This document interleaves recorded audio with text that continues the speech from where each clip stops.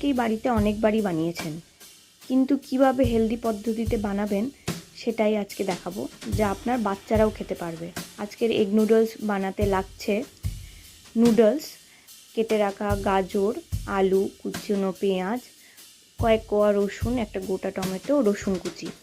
প্রথমে একটি পাত্রে জল গরম করতে বসিয়ে জলটি গরম হলে তার মধ্যে আমরা নুডলস সেদ্ধ করতে দেব। এর মধ্যে বানিয়ে নেব আমরা টমেটো পিউরিটি, গোটা টমেটো ও রসুন কোয়া দিয়ে। এরপর কড়াইয়ে বাটার দিয়ে তার মধ্যে আমরা রসুন কুচিটিকে ভেজে নেব।